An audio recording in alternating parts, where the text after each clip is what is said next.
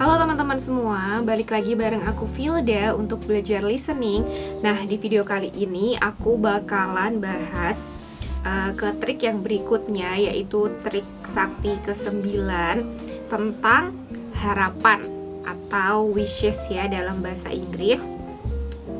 Oke, harapan yang dimaksud tuh yang kayak gimana sih gitu. Nah, biasanya harapan atau ungkapan ekspresi tentang wishes ini tuh muncul di listening part A ya teman-teman semua. Jadi yang di awal-awal itu tuh yang short conversation, dimana ada percakapan pendek antara dua orang. Nah, biasanya isi dari percakapannya itu tuh ada nih yang mengandung ekspresi tentang harapan atau wishes itu sendiri. Nah, jadi di video kali ini kita bakalan bahas bareng-bareng ya, kayak gimana sih gitu maksudnya harapan itu gitu. Terus gimana nih cara milih jawaban yang tepat gitu ketika kita menemukan ekspresi wishes di dalam listening ya. Oke, ini aku sambil tulis. Jadi di trik sakti yang sekarang ini kita bakalan bahas tentang harapan, atau bahasa Inggrisnya itu adalah wishes ya. Aku kasih contoh dulu dalam bahasa Indonesia nih, misal aja ya, ada percakapan antara dua orang. Nah, si yang pertama itu kayak nanya, kamu nanti malam join Valentine dinner nggak nih gitu. Terus si orang yang kedua jawabnya kayak gini, aku harap sih aku nggak jomblo ya, biar aku bisa ikutan Valentine dinner nanti malam kayak gitu. Nah, ketika ada pertanyaan nih, misalnya dari si narator, apa yang dimaksud dengan pernyataan yang kedua gitu? Kalian bisa simpulin nggak kira-kira dari jawaban yang si orang kedua itu berarti makna atau kondisi sebenarnya seperti apa gitu? Dia kan bilang ya, aku harap sih, itu mengandung harapan ya. Aku harap sih aku nggak jomblo ya, supaya aku bisa ikut Valentine dinner nanti malam. Nah, itu kan mengandung sebuah harapan ya. Jadi kita bisa simpulkan bahwa biasanya keadaan atau makna sebenarnya itu berbalikan dengan harapan yang dia sampaikan gitu. Dia bilangnya kan aku harap sih aku nggak jomblo gitu. Kenyataannya ya dia jomblo gitu. Makanya dia nggak bisa ikutan acara Valentine dinner gitu ya. Gimana orang acara dinner itu kan biasanya berpasang-pasangan ya misalnya, makanya dia harap dia nggak jomblo gitu. Ternyata dia nggak ada pasangan gitu, jadi dia ya ngapain gitu join kayak gitu kan, itu kan momen romantis gitu ya. Nah, kurang lebihnya kayak gitu. Jadi kita bisa simpulin kalau di ekspresi harapan atau wishes ini ya, ketika di listening itu tuh kita memilih jawabannya biasanya adalah kebalikan dari yang diungkapkan oleh si speaker gitu. Aku kasih contoh misalnya. Sebentar, aku ganti warna dulu ya. Oke, aku kasih contoh ya. Silahkan kalian lihat nih, aku tulis misalnya aja si A bilang,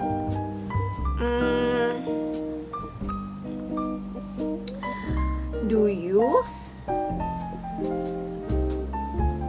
join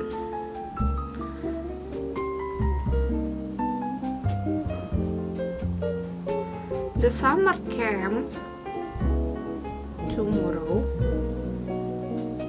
Misalnya si orang pertama ini nanya ini, kamu ikutan summer camp gak nih besok gitu ya.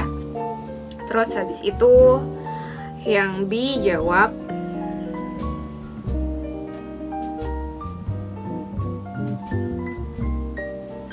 I wish I could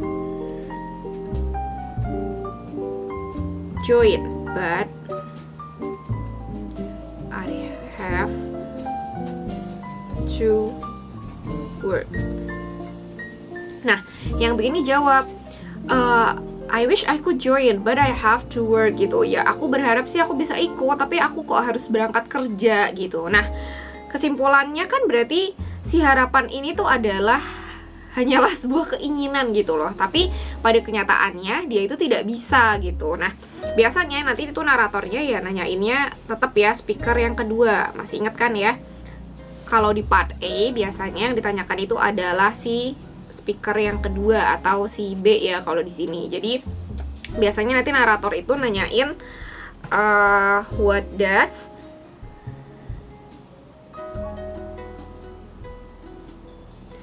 the B ya, the B mean gitu. Jadi apa yang dimaksud dengan si B gitu, keputusannya apa gitu, dia bisa ikut atau enggak gitu. Nah nanti di pilihan jawabannya kalian tinggal simpulin aja ya. Jadi jawabannya pasti pilihannya bakalan macem-macem. Tapi kalau kita lihat dari pernyataan yang seperti ini, kesimpulannya kan dia berarti nggak bisa ikut ya, karena dia harus kerja, tapi dia kepengen banget ikut gitu. Jadi dia bilang, aku harap sih aku bisa ikut, tapi aku harus kerja gitu. Nah berarti kan dia nggak bisa. Maka kesimpulan jawabannya dari si pertanyaan ini, kalau di pilihan jawaban ya, kalian bisa simpulkan bahwa ternyata si B itu tuh nggak bisa ikut gitu. Unable ya, nggak bisa unable join the summer camp.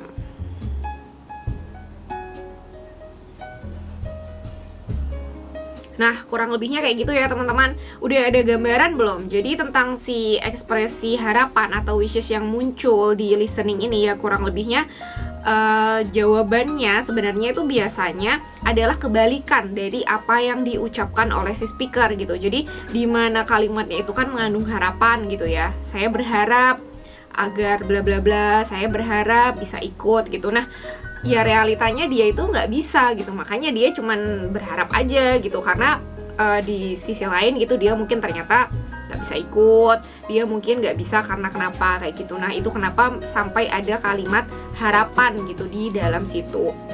Oke, aku kasih contoh yang lain. Jadi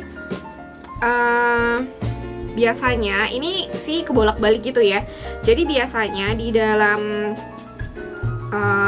nanti ya, di dalam listening itu si ekspresi ungkapan harapan ini bentuknya itu bisa dalam kalimat positif, bisa juga negatif ya. Aku bakalan kasih contoh. Kalau misalnya kalimat positif kan berarti kayak yang barusan nih, jadi kayak I wish I could join gitu. Tapi kalau yang negatif ya berarti bentuknya negatif gitu. Aku tulisin aja ya. Jadi misalnya nih, kayak kalau ada orang berharap gitu ya, berandai-andai. Ini sebenarnya mirip sama kayak untrue condition sih ya. Oke, aku kasih contoh untuk yang kalimat positif ya. Jadi misalnya ada yang berharap nih, I wish I had ya. I wish I had money to buy a new house gitu. Aku berharap aku punya uang untuk membeli rumah yang baru gitu ya. Mungkin rumah yang lama udah kurang layak, mungkin kecil gitu. Nah, jadi dia tuh punya harapan, aku berharap aku tuh punya uang gitu untuk membeli rumah yang baru. Nah, kenyataannya seperti apa gitu? Meaning yang sebenarnya yang terjadi gitu ya. Ya dia nggak punya uang gitu ya. Misalnya ini yang ngomong cewek ya atau cowok lah gitu. Kita bisa umpamain aja lah, nggak usah pakai gender deh. Jadi realitanya yang nggak ada uangnya gitu, no money to buy a new house. Itu kenapa dia berharap gitu.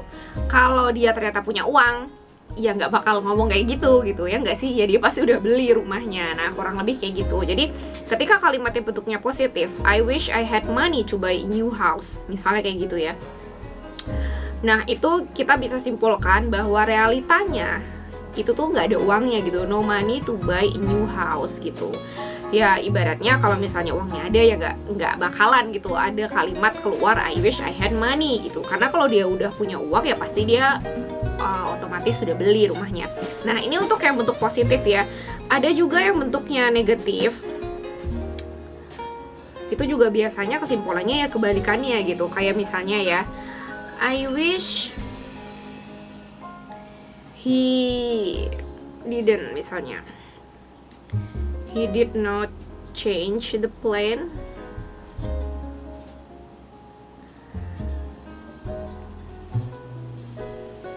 misalnya aja nih si orang gitu bilang aku harap sih dia nggak merubah keputusannya ya gitu, misalnya aja karena ya keputusan itu sudah baik gitu, atau mungkin si keputusan yang dibuat sebelumnya itu tuh sudah cocok gitu ya, atau mungkin keputusan ini kita ya umum aja ya, bisa aja mungkin keputusan tanggal piknik gitu, udah deal-dealan nih, aku udah bisa gitu misalnya, kok ternyata dirubah mundur gitu. Nah kita kan mungkin berdampak ya, belum tentu kan kita juga cocok lagi gitu.